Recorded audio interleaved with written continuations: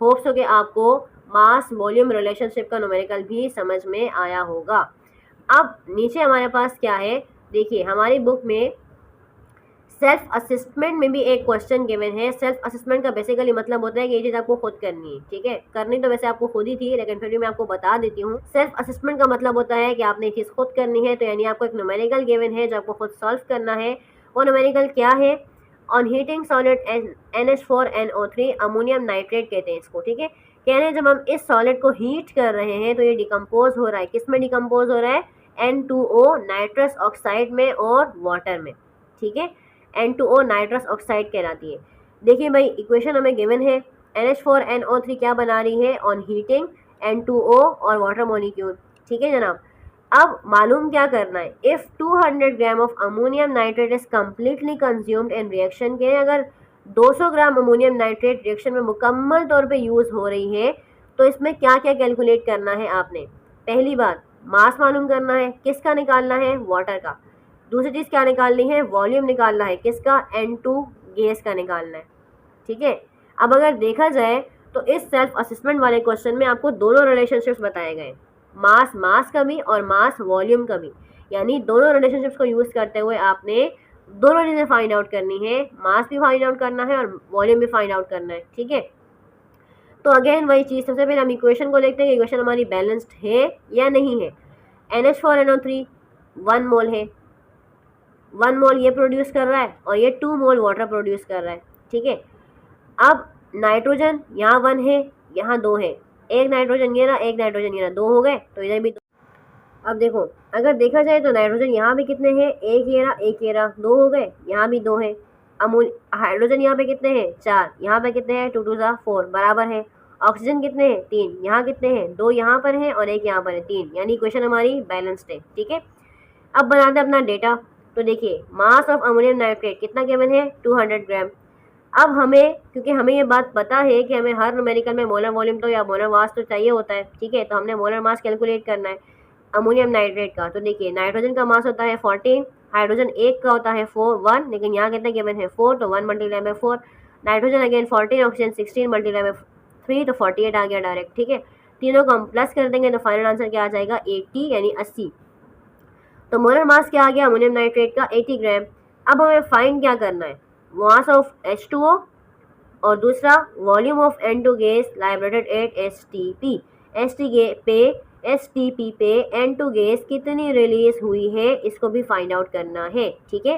अब आते हैं अपने सोल्यूशन की तरफ कि हम किस तरह फाइंड आउट करेंगे।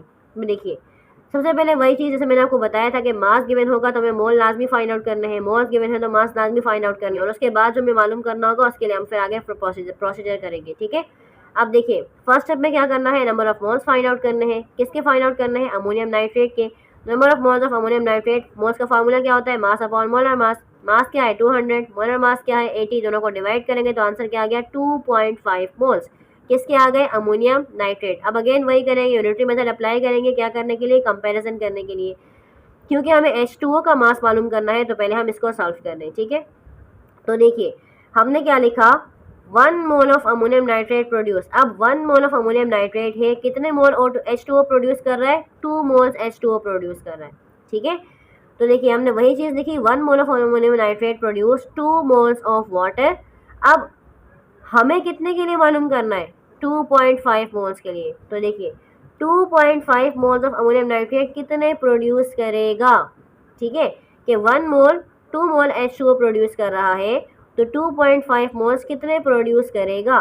तो देखिए भाई 2.5 मोल्स कितने प्रोड्यूस करेगा, अगेन जैसे मैंने आपको बताया था जो फर्स्ट टर्म होगी वो डिवाइड में चली जाएगी, तो 2 डिवाइड बाय 1। अब 2.5 के लिए निकालना है तो 2 डिवाइड बाय 1 मल्टीप्लाई बाय 2.5, तो जब हम इन दोनों को डिवाइड करके मल्टीप्लाई 2.5 करेंगे तो आंसर क्या आ जाएगा 5 मोल्स ऑफ H2O, यानी 2.5 मोल्स ऑफ NH4NO3 कितने मोल्स ऑफ वाटर प्रोड्यूस कर रहा है, 5 मोल्स ऑफ वाटर प्रोड्यूस कर रहा है। अब हमारे पास मोल्स आ गए वाटर के, तो हम आसानी से इसका मास मालूम कर सकते हैं दोबारा मोल वाला फार्मूला यूज़ करते हुए, ठीक है।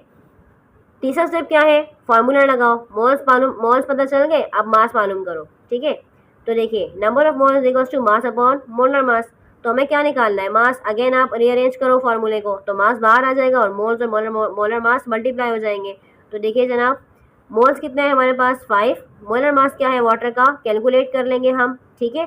तो देखिए H2O, H का एक का मास कितना होता है 1 मल्टीप्लाई बाय 2 प्लस ऑक्सीजन का मास कितना होता है 16, तो 2 + 16 क्या आंसर आ गया 18, ठीक है। तो 18 हो गया मोलर मास किसका वाटर का, दोनों को मल्टीप्लाई करेंगे तो आंसर क्या आ गया 90 ग्राम ऑफ वाटर, क्या हुआ 90 ग्राम। तो हमारे पास मास ऑफ वाटर आ गया 90 ग्राम। क्लियर हो गया यहाँ तक। अब हम इस सवाल का दूसरा हिस्सा सॉल्व करते हैं जो क्या है volume of N2 gas liberated at STP। अब इसके लिए हमने क्या करना है, अगेन कंपैरिजन करना है यूनिटरी मेथड से, ठीक है, N2 गैस के लिए भी। तो हमने क्या लिखा 1 mole of ammonium nitrate produced 1 mole of N2O, जाहिर है नाइट्रस ऑक्साइड के अंदर ही नाइट्रोजन मौजूद है ना, तो इसी को लिखेंगे कि 1 मोल ऑफ अमोनियम नाइट्रेट, इसके साथ कुछ नहीं तो 1 है, तो 1 मोल N2O प्रोड्यूस कर रहा है, ठीक है जनाब। तो 2.5 मोल जो हमने टोटल निकाले थे वो कितने प्रोड्यूस करेगा, तो जाहिर सी बात है जब 1 मोल एक ही दे रहा है तो 2.5 भी 2.5 ही देगा, ठीक है। तो 2.5 भी कितने देगा 2.5। अब हमने पीछे ये बात अभी सीखी है कि अगर हमने मोल से मोलर वॉल्यूम में जाना होता है तो कैसे जाते हैं, वोगाड्रो कॉन्सेप्ट को यूज़ करते हुए। और उसका कॉन्सेप्ट क्या कहता है कि 1 mole of any gas at STP occupies 22.4 dm³ volume. उसी रिलेशन को अगेन यूज़ करेंगे कि 2.5 मोल्स ऑफ N2O, 1 मोल का हमें पता है कितनी वॉल्यूम होता है 22.4 dm³, हमें कितने के लिए चाहिए 2.5, तो हम डायरेक्ट लिख रहे हैं, ठीक है। 2.5 moles of N2O at STP कितना वॉल्यूम कंटेन करेगा, तो 22.4 मल्टीप्लाई बाय 2.5, तो आंसर क्या आ गया 56 dm³, क्या आ गया 56 dm³, ठीक है। तो क्या आंसर आया 56 dm³। तो समझ आई आपको बात कि ये जो आपके पास सेल्फ असेसमेंट का क्वेश्चन था इसमें दोनों रिलेशनशिप्स यूज हुए हैं, मास रिलेशनशिप और मास वॉल्यूम रिलेशनशिप। होप्स तो आपको समझ में आया होगा कि अगर हम मास रिलेशनशिप करेंगे तो किस तरह से कैलकुलेशन करेंगे, मास वॉल्यूम होगा तो कैसे करेंगे, ठीक है। तो इस सवाल में हमने दोनों कॉन्सेप्ट्स को यूज़ किया है और इंशाल्लाह आप लोगों को इंशाल्लाह समझ में आ जाएगा। बहुत इजी मेथड है, आप जितनी बार प्रैक्टिस करोगे तो आपको समझ में आती जाएंगी चीज़ें, ठीक है। अब लास्ट जो हमारे पास रिलेशनशिप है वो क्या है वॉल्यूम रिलेशनशिप। क्या है volume relationship.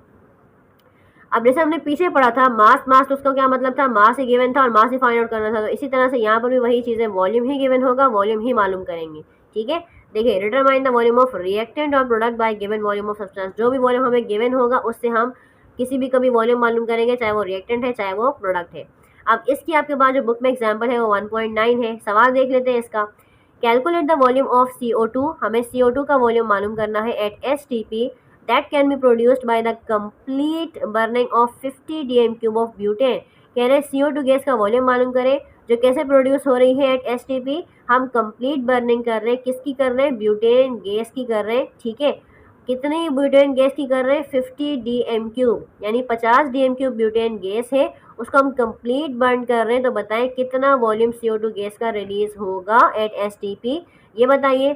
C for estate butane का फॉर्मूला है in the excess supply of O2। अगर हम O2 की बहुत ज़्यादा सप्लाई कर रहे हैं, एक्सेस सप्लाई कर रहे हैं, तो बताइए हमारे पास अगर 50 dm³ ब्यूटेन गैस का वॉल्यूम होगा तो CO2 का वॉल्यूम क्या होगा, ठीक है। तो वॉल्यूम ही गिवन है और वॉल्यूम ही फाइंड आउट करना है।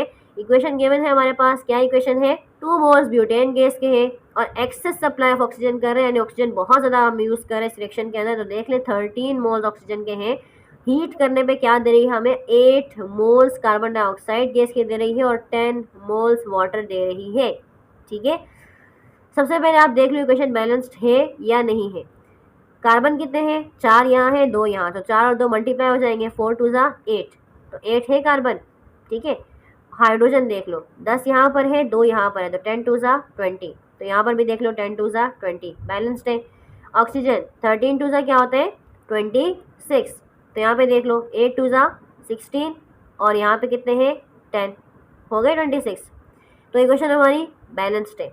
अब वही चीज़ कि अगर हम शॉर्टकट में मालूम करेंगे तो हमें पता है कि डायरेक्ट हमें पता है 1 मोल में कितने होते हैं, तो हमें कितने मोल के लिए मालूम करना है। मोल्स हमें कहाँ से पता चल रहे हैं, मोल्स हमें इक्वेशन से पता चल रहे हैं, तो हम डायरेक्ट वाला मेथड भी यूज़ कर सकते हैं अपनी आसानी के लिए, ठीक है। लेकिन हमें यूज़ कौन सा करना है, अपना जो बुक में बताया गया मेथड है वो यूज़ करना है, ठीक है।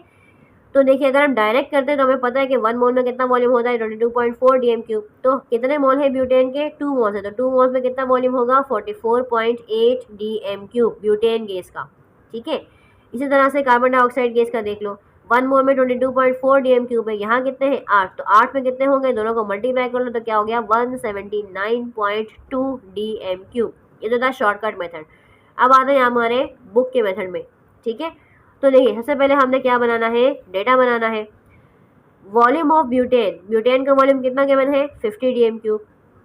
दूसरी चीज volume of CO2 at STP produce. अब हमें मालूम क्या करना है, वॉल्यूम ऑफ CO2 जो एसटीपी पे प्रोड्यूस हो रहा है कितना प्रोड्यूस हो रहा है मालूम करना है। ठीक है, सॉल्व करते हैं हम इसको, यूनिटी मेथड से सॉल्व करेंगे इसको भी। हम तमाम न्यूमेरिकल में तकरीबन यूनिटी मेथड ही फॉलो करते हुए आ रहे हैं। जो हम कंपैरिजन करते हैं ना भाई, इतने मोल में इतना है, जो इतने मोल में कितना होगा, ये सारा यूनिटरी मेथड ही कहलाता है। तो देखिए भाई, हमने पीछे जो वॉल्यूम कैलकुलेट किया वो बिला वजह नहीं किया, जो 44.8 किया और 179.2 डीएम क्यूब किया। हम इसको दो तरह से सॉल्व कर रहे हैं। ठीक है, एक हम मोल से वॉल्यूम निकाल के उस तरह सॉल्व कर रहे हैं, और एक हम डायरेक्ट मोल से यूज़ करेंगे, तो वो भी मैं दोनों आपको बता देती हूँ। देखिए भाई, पहले जो हमने भी पीछे फाइंड आउट किया ना वॉल्यूम वाला, उसको हम करते हैं कि 44.8 डीएम क्यूब ब्यूटेन कितने प्रोड्यूस कर रहा है, 179.2 डीएम क्यूब ऑफ CO2 को प्रोड्यूस कर रहा है। ठीक है, 44.8 कैसे आया, 2 मोल्स थे इसके according to balance chemical equation, और कार्बन डाइऑक्साइड के कितने गैस मोल से 8 मोल्स। तो हमने मोल से डायरेक्ट वॉल्यूम को कैलकुलेट करके अपना वॉल्यूम निकाल लिया कि 44.8 डीएम क्यूब ब्यूटेन गैस कितनी प्रोड्यूस कर रही है, 179.2 डीएम क्यूब CO2 प्रोड्यूस कर रही है। ठीक है, अगेन जैसे मैंने आपको बताया था कि हम फिर किसके लिए बात करेंगे, 1 के लिए बात करेंगे। तो 1 डीएम क्यूब ब्यूटेन कितना प्रोड्यूस करेगी, तो 179 से डिवाइड हो जाएगा 44.8 डीएम क्यूब। हमें कितने के लिए फाइंड करना था, 50 के लिए। तो 50 डीएम क्यूब कितने के लिए कितना प्रोड्यूस करेगी CO2, तो इन दोनों टर्म्स को डिवाइड में रहने दो और ये जाकर मल्टीप्लाई हो जाएगी। ठीक है, तो इन दोनों को डिवाइड कर देंगे, जो आंसर आएगा 50 से मल्टीप्लाई कर देंगे, जो फिर जो हमारे पास वॉल्यूम आएगा वो कितने डीएम क्यूब के लिए आएगा, 50 डीएम क्यूब के लिए। तो भाई 50 डीएम क्यूब ब्यूटेन कितने प्रोड्यूस कर रहा है CO2, 200 dm cube of CO2 at STP। Clear हो गई ये बात? ठीक है, तो अब जो चीज़ें हमने पीछे की ना वो अकॉर्डिंग टू वही हमने अवोगाड्रो कॉन्सेप्ट यूज़ किया कि 22.4 को हमने डायरेक्ट 2 से मल्टीप्लाई कर लिया, दूसरी तरफ 22.4 को डायरेक्ट 8 से मल्टीप्लाई कर लिया। तो हमने अकॉर्डिंग टू अवोगाड्रो कॉन्सेप्ट किया कि भाई 1 मोल में 22.4 है, तो बताओ इतने मोल में कितने होंगे। तो हमने वो चीज़ की कि ब्यूटेन के 2 मोल्स थे, जो 22.4 को डीएम क्यूब से मल्टीप्लाई कर दिया 2 से, तो आंसर आ गया 44.8। इसी तरह से हमने 8 मोल ऑफ हमारे पास कार्बन डाइऑक्साइड गैस थी, तो हमें पता है 22.4 1 के लिए, तो 8 में कितनी होगी, दोनों को मल्टीप्लाई करें तो आंसर आ गया 179.2। तो हमने इसको यूज़ करते हुए तमाम काम किया। सही है, अब हमारे पास जो बुक में मेथड है, बुक में जो सोल्यूशन आपको बताया हुआ है उसमें और इसमें कोई इतना खास फ़र्क नहीं है। ठीक है, हम इस तरह भी कर सकते हैं, ये भी सही है, यह गलत नहीं है। ये हमने कैसे किया, हमने अपने वॉल्यूम से जो हमारा स्टैंडर्ड वॉल्यूम होता है 1 मोल के लिए, उसको हमने बैलेंस केमिकल इक्वेशन में दिए गए मोल से मल्टीप्लाई करके अपना वॉल्यूम निकाला और उससे हमने बाकी सारा सॉल्व कर लिया। ठीक है, अब बुक में क्या है, बुक में आपको नंबर ऑफ मोल्स के अकॉर्डिंग यूज़ करते हुए उसका वॉल्यूम यूज़ करना बताया हुआ है। ठीक है, तो हम वो भी देख लेते हैं, वो वाला मेथड। देखो बुक में जो मेथड है वो आपका वो क्या है कि अब हमें पता है according to balance chemical equation butane कितने मोल्स हैं, 2 मोल्स हैं, और कार्बन डाइऑक्साइड कितने प्रोड्यूस हो रहे हैं, 8 मोल्स प्रोड्यूस हो रहे हैं। तो इन्होंने इसको वॉल्यूम के तौर पे यूज़ किया है कि 2 डीएम क्यूब ब्यूटेन कितने प्रोड्यूस कर रहा है, 8 DM cube of carbon dioxide. तो अगेन वही चीज़, यूनिटरी मेथड है तो फिर 1 के लिए बात करेंगे, तो 1 डीएम क्यूब कितने प्रोड्यूस करेगा, तो 8 डिवाइडेड बाई 2। अब हमें कितने के लिए चाहिए, 50 के लिए चाहिए, तो 50 कितने प्रोड्यूस करेगा, तो 8 डिवाइड बाई 2 मल्टीप्लाई बाय 50। ठीक है, तो इसको हम काट भी सकते हैं, 2 1 0 2 4 आए, तो 4 मल्टीप्लाई 50 क्या आंसर आ गया, 200 डीएम क्यूब। ठीक है, कि 50 dm cube carbon dioxide gas में कितना वॉल्यूम होगा, 50 डीएम क्यूब ब्यूटेन गैस कितना प्रोड्यूस कर रही है, 200 dm cube of CO2 produce कर रही है। यानी यहाँ पे 1 ब्यूटेन के साथ 4 कार्बन डाइऑक्साइड गैस का रेशो है, 1:4 का रेशो है यहाँ पे कार्बन डाइऑक्साइड गैस का और ब्यूटेन गैस का। ठीक है, क्लियर है यहाँ तक? होप्स हो कि आपको ये तमाम न्यूमेरिकल समझ में आए होंगे। ये बहुत बेसिक न्यूमेरिकल्स हैं, खासतौर पर जो हमने आज डिस्कस किए कैलकुलेशंस वाले, mass relationship, mass volume relationship, volume relationship, तो ये आपको अच्छी तरह समझना है। फिर भी अगर आपको कोई चीज़ समझ में नहीं आई है तो आप मुझसे पूछ सकते हो कमेंट सेक्शन में। ठीक है। तो इनको आपको अच्छी तरह अपने कॉन्सेप्ट को क्लियर करना है। इसके न्यूमेरिकल्स आते हैं, पेपर में भी आते हैं क्वेश्चन, लॉन्ग सेक्शन में कभी ना कभी लॉन्ग सेक्शन में अक्सर आते हैं। ठीक है, ये वाले न्यूमेरिकल जो हमने रिलेशनशिप वाले इसके वाले किए, उनमें तीनों है मास वॉल्यूम, वॉल्यूम वॉल्यूम और मास मास रिलेशनशिप। ठीक है, तो आप इनको अच्छे से समझो, जो समझ में नहीं आएगा वो आप मुझसे पूछ सकते हो। ठीक है, वीडियो समझ में आई है, पसंद आई है तो उसको लाइक करो, शेयर करो, चैनल को सब्सक्राइब कर दो। इंशाल्लाह नेक्स्ट क्लास में हम इससे आगे के टॉपिक्स को स्टडी करेंगे, जो कि होगा हमारा राउंडिंग ऑफ डेटा। अल्लाह हाफिज़ नासिर।